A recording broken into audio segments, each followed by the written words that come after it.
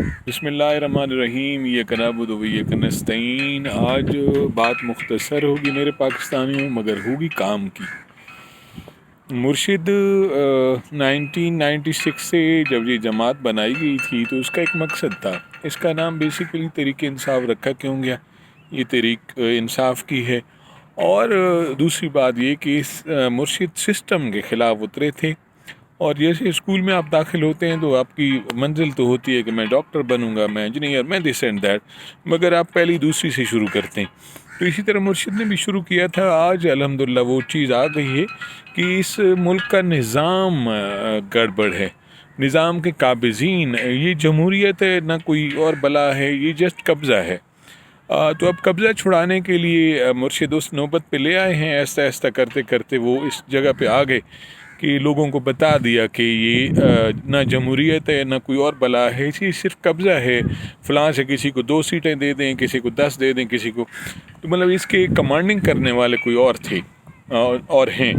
اب وہ پہلے 9 اپریل 2022 سے پہلے شاید کوئی ایک آدھ بندے کو پتہ تھا۔ الحمدللہ آج 13 فروری 2025 کو شاید ایک بندے کو 100 میں سے پتہ نہیں ہے کہ پاکستان پہ قبضہ کس کا ہے۔ تو اب اس قبضے کو چھڑانا ہے۔ اگلا جو مارکہ آ رہا ہے ماہ رمضان کے بعد ہوگا، امید ہے۔ پی ٹی آئی تیار ہو رہی ہے، تو اس کے لیے ابھی وہ دلیر لوگوں کی ضرورت ہے۔ میں نے کل بھی اس میں بات کی تھی، دلیر لوگوں کی ضرورت ہے، اور ایمانداروں لوگوں کی، اور نظریاتی لوگوں کی۔ تو آپ لوگ اب وہ بات آ گئی اس جگہ پہ کہ جہاں وہ کہتے ہیں نا، جس کو ہو زندگی عزیز وہ تیری گلی میں آئے کیوں۔ جس کو زندگیاں عزیز ہیں، جیسے ارطغرل غازی نے بھی کہا تھا، جن کو زندگی عزیز ہے تو اپنے خیموں میں آرام کرے، میں اکیلے ہی یہ جنگ لڑوں گا۔ تو مرشد نے بھی ایسا کہا ہوا ہے کہ میں اکیلا ہی رہ گیا تو ان کے خلاف جنگ لڑوں گا۔ تو آپ لوگوں سے التماس ہے، جو لوگ اپنے آپ کو سمجھتے ہیں کہ یہ جہاد کا کام ہے ہمارا، یا ہم ایک نظریے کے اوپر ڈٹ کے کھڑے ہوئے ہیں، اور آزادی، پھر میں کہتا ہوں آزادی جس دن آپ کو سمجھ آئے گی کہ آزادی کیا ہوتی ہے، تو آزادی کا پتہ اس دن لگے گا۔ یہ غلامی ہوتی ہے یا آزادی ہوتی ہے، یہ دو چیزیں اکٹھی نہیں ہو سکتی۔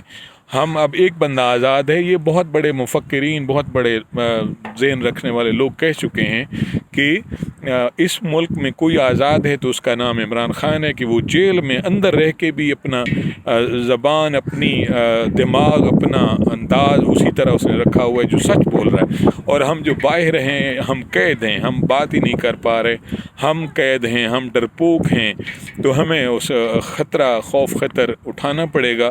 اور میری اس ویڈیو سے اگر آپ شیئر کرنا چاہیں تو اولیاء اللہ سے غرض ہے، کیونکہ ان کے بارے میں کہا گیا ہے، اولیاء اللہ ولا هم خوف علیہم ولا هم یحزنون، کہ میں نے خوف خطر دور کر دیے ہیں لوگوں سے۔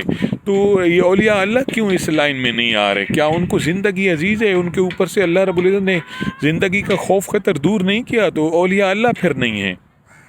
اگر وہ اولیاء اللہ ہیں تو جہاد کا پہلا ہے کہ ہاتھ سے جہاد کرو، پھر زبان سے، اور پھر نفرت سے۔ تو جب ہاتھ سے جہاد کرنے کا ٹائم ہے تو یہ چپ کیوں ہیں؟ میں مولویوں سے بالکل مخاطب نہیں ہوں، میں فقیروں سے، اولیاء اللہ سے مخاطب ہوں، کہ وہ جو اپنے آپ کو بڑا تھم سمجھتے ہیں کہ ہم یوں کر دیں گے تو یہ ہو جائے گا، تو ہم یوں کر دیں گے تو یہ ہو جائے گا۔ تو آج کوئی نہیں ہے کیا اس 25-30 کروڑ میں کوئی ولی نہیں ہے کہ جو سامنے آئے کہ ہاں حق کو حق کہے اور باطل کو باطن کہے؟